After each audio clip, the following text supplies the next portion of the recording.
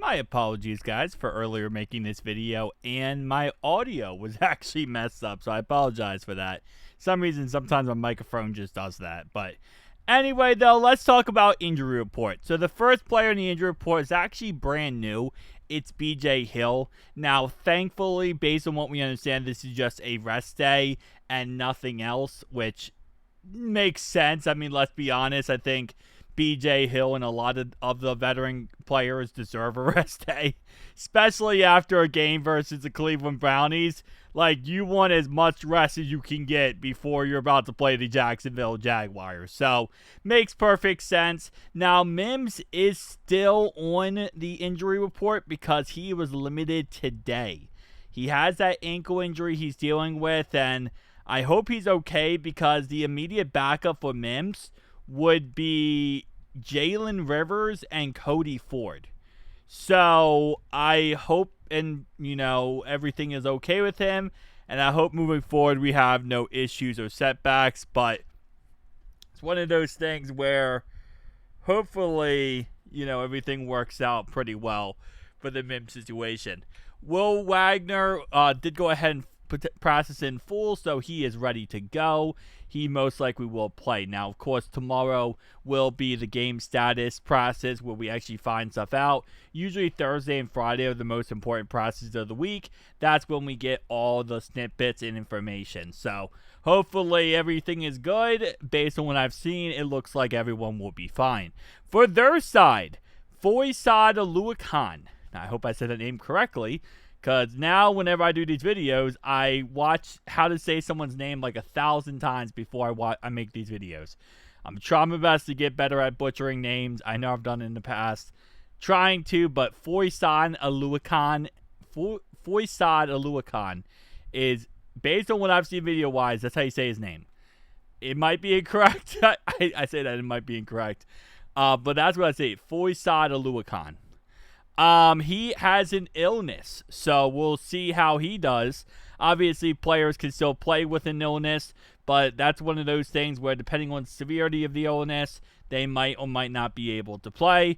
We have seen in the past Lamar Jackson, the Ravens quarterback, actually have stomach problems, really bad stomach problems, and he actually missed a game a couple years ago against the Browns where RG3 had to play because Lamar Jackson's stomach was hurting so bad, and he was, on the porcelain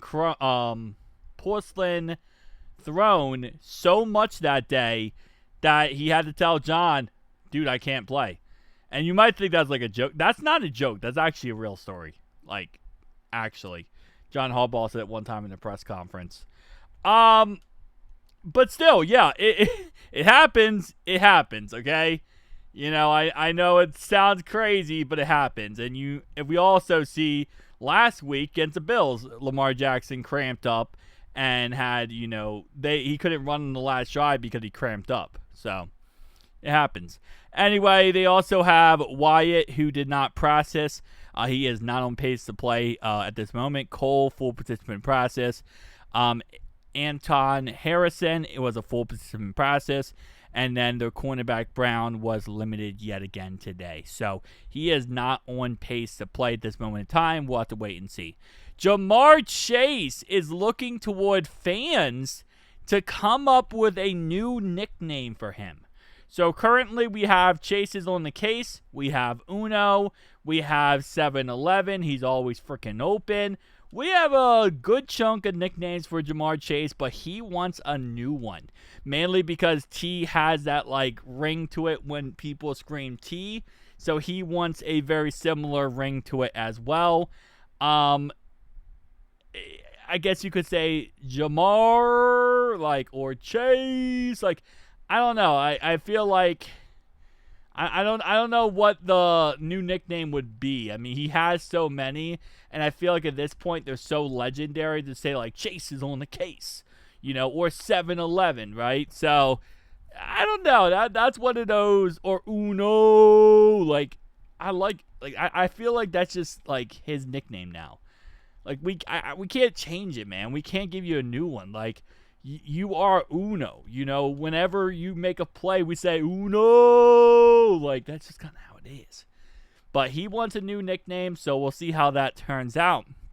In other news, we got a little update. If you guys did not see last week, there was a very nasty hit on Joe Burrow after the play by Myles Garrett. Myles Garrett pretty much bull rushed straight into him and shoved him to the ground after the play was over.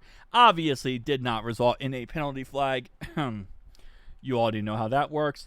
Nonetheless, though, with that being said, Joe Burrow did respond to it because the video of him getting hit after the play went viral.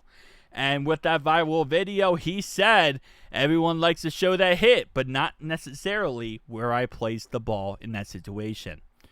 So that was Joe Burrow's response. Obviously, listen, at the end of the day, they're not going to call that. And Myles Garrett, TJ Watt are known for doing that to Joe and doing that to us, where they'll hit us after the whistle is over. It is what it is. Excuse me. It is what it is. TJ is like the worst at it, actually. TJ is like one of the dirtiest when it comes to that crap. He will hit Joe after the whistle every single time. It's almost like, death taxes and TJ Watt hitting Joe Burrow after the whistle. Yeah, I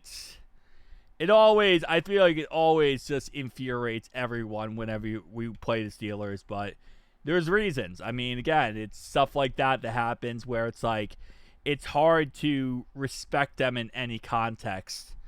I hate the Steelers so much. I'm sorry. I'm just like personal reflection. I hate that team so much. Anyway, sorry. With that being said, let's kind of give it back to a positive note here. And the positive note is Jamar Chase talked about the situation going against Travis Hunter. So Travis Hunter only played a certain amount of snaps on defense this last week at corner. Well, this upcoming week, he's going to be playing a lot of snaps against Jamar Chase and T. Higgins.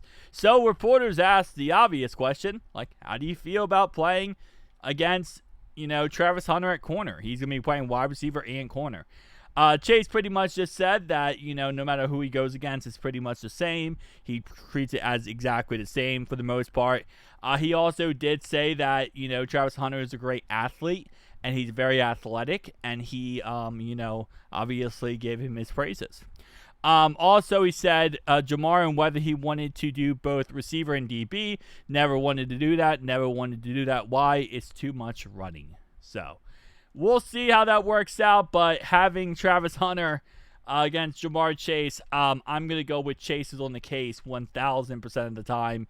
I just don't see how Travis Hunter is going to shut down Jamar Chase. I feel like I will say, whenever someone says like a football player is a great athlete, I don't think Chase meant this disrespectfully or in any way mean, but that is something that is said a lot about players, where when a player is really not that great of a player, but like they're obviously athletic, right? A lot of times people will say that, like, oh yeah, that guy, great athlete. Like, for example, the Ravens have a punt returner, right? They just went ahead and got him this preseason. He did really good. His name is Wester, okay? Great punt returner, right? Great kick punt returner because he has speed. He's very, very fast. And it's hard to stop him because of how fast he is. He can't catch the ball. He actually fumbled one of the punts last week or whatever. Or he almost fumbled one of the punts.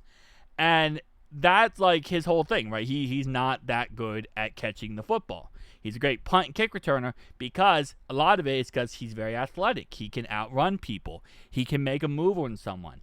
But it doesn't mean, you're always the greatest football player just because you're very athletic. So that's also a factor. I know, again, like I said, just want to put that out there. Some people use that as a negative context toward players when they're like, oh yeah, that player is very athletic, but it's not as, positive as it would be. But with that being said, guys, definitely tell me down below your thoughts and opinions. And I'll see you guys in the next one.